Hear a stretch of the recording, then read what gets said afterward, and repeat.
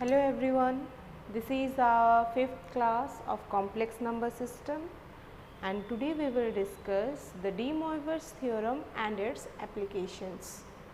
So what the De Moivre's theorem states? Cos theta plus I sin theta power n is a positive or negative or fractional number, okay, it is a real number. तो क्या होगा ना cos n theta plus I sin n theta, मतलब power में जो n था वो theta के साथ मल्टीप्लाई होके रह जाएगा, ठीक। सो इसको हमें किसके ऊपर अप्लाई करना है? कॉम्प्लेक्स नंबर के ऊपर। That is defined as some a plus i b, जहाँ पे आपके a और b क्या है ना, रियल नंबर्स है, ठीक है, नंबर्स थे, पर यहाँ पे ये क्या है, एंगल्स के फॉर्म में है। कैसे होगा? तो देखिए कॉम्प्लेक्स नंबर्स के प्रॉपर्टीज में मैंने आपको दो चीज़ें बताई थी। क्या था? एक था modulus of z, that is magnitude of z, और एक तो था आपका theta, that is argument of z, इसको एम्पलीट्यूड भी बोलते हैं, ठीक है। तो ये दोनों चीज़ें थी। तो यहाँ पे डी मॉइवर्स थ्योरम अप्लाई करने के लिए हमें क्या करना पड़ेगा ना, हमारा ये जो कॉम्प्लेक्स नंबर है a प्लस आई बी, इसको हमें इस मैग्नीट्यूड और थीटा फॉर्म में कन्वर्ट करना पड़ेगा। Suppose my magnitude is given by r, तो अगर मैं किसी कॉम्प्लेक्स नंबर को r और थीटा फॉर्म में कन्वर्ट करती हूँ, that is known as the polar representation of a complex number, polar representation of z।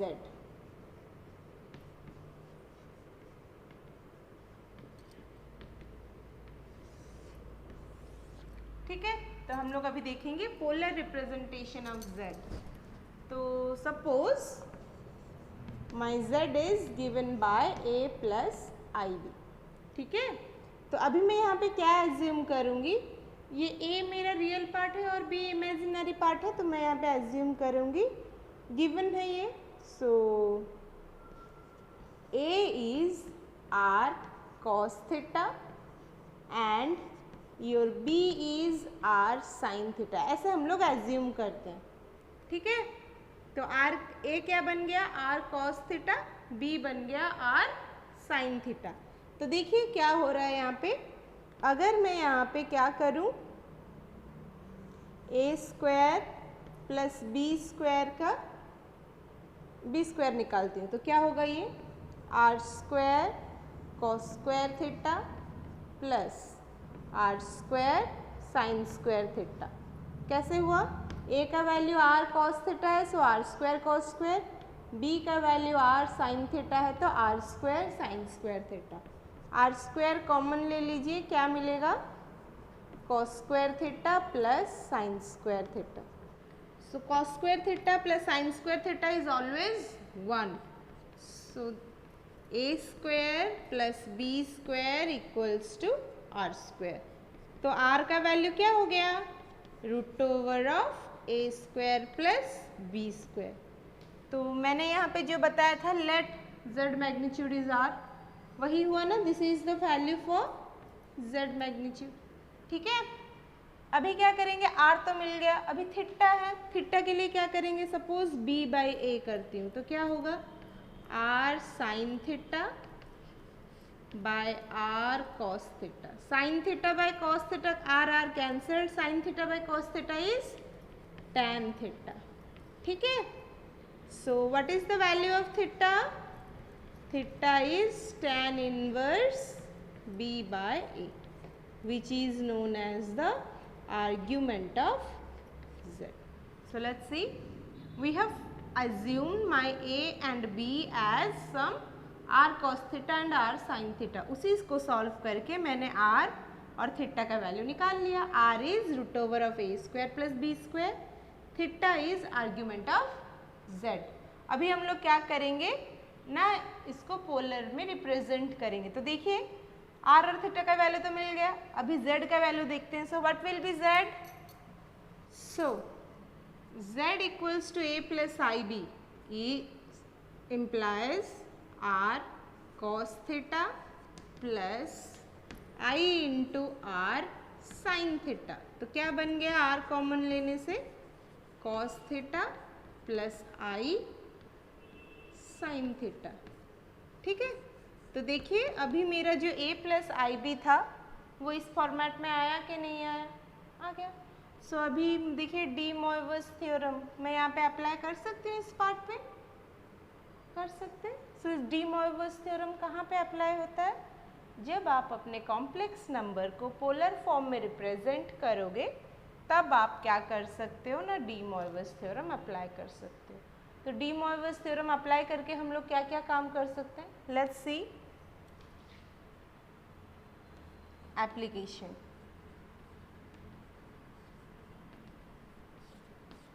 Find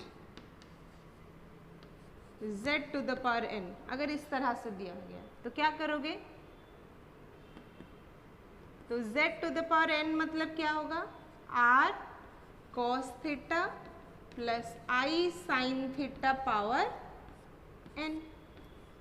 मैंने अभी z को पोलर में इसमें कन्वर्ट किया है तो बिल्कुल बस पावर दे दूंगी, तो ये हो गया r to the power n, फिर ये हो गया cos theta plus i sine theta power n, that is r to the power n cos n theta plus i sine n theta. Clear और नॉट, समझ में आया कि नहीं आया सबको। z cube if z equals to 1 plus i. ठीक है, पूरा सिंपल सा एग्जाम्पल ले रहे हैं। तो देखिए कैसे निकालेंगे हम लोग z क्यूब। आप बोलोगे क्यूब है तो 3 बार मल्टीप्लाई कर देंगे, but suppose I told it is z to the power 13, तो क्या करोगे, 13 टाइम मल्टीप्लाई करेंगे हम लोग, बहुत लेंथी हो जाएगा। सो यहाँ पे हम लोग क्या करेंगे ना, डी मोइवस थ्योरम इजीली डाल सकते हैं। बस करना क्या है ना, पोलर में कन्वर्ट करना है। So let's see what is given us, given z equals to 1 plus i, तो फिर आपके r का वैल्यू क्या होगा, z मैग्नीट्यूड, z मैग्नीट्यूड मतलब a square plus b square का root over 1 square plus 1 a square plus b square root over, that is 1 square plus 1 square root, 1 plus 1 is 2, so root 2. What is the theta value? Tan inverse b by a, that is tan inverse 1 by 1. अभी tan inverse 1 का value क्या है, पाई by 4 और 45 degree, so it kept as it is. Clear? तो फिर अब लिखते हैं हम लोग हमारा polar form, that is r common लेके cos theta plus i sine theta, that is root 2 cos pi by 4 plus i sine pi by 4। ठीक है, सो अभी क्या निकालना है मुझे, z to the power 13।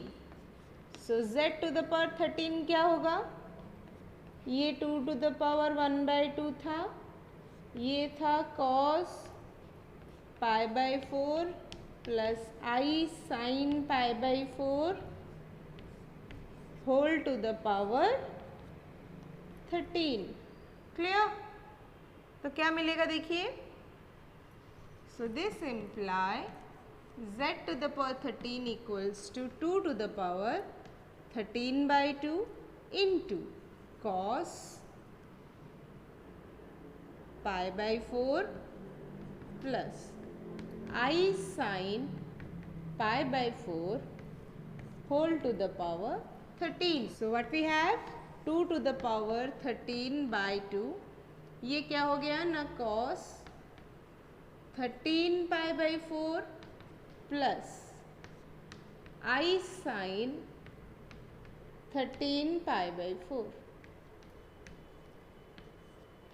D Moivre theorem डाल दिए, जो पावर था वो आके थीटा के साथ मल्टीप्लाई हो गया। ठीक है, सो सी अभी हम लोग z टू द पावर 13 निकाल रहे हैं, सो ये हो गया 2 टू द पावर 13 बाई 2। अभी ये क्या होगा देखिए, कैसे निकालेंगे? सो अगर हम लोग ASTC रूल डालते हैं तो क्या होगा? ये है 1π/4, 2, 3, 4, 5, 6, 7, 8, 9, 10, 11, 12, 13π/4 मतलब वो रहेगा tan के क्वाड्रेंट में, ठीक है, थर्ड क्वाड्रेंट में रहेगा, मतलब tan में रहेगा और 45 डिग्री होगा। tan में cos का वैल्यू क्या होता है? tan का क्वाड्रेंट, थर्ड क्वाड्रेंट में cos इज निगेटिव, तो निगेटिव होगा तो माइनस, ठीक। और अभी π/4 का वैल्यू क्या है?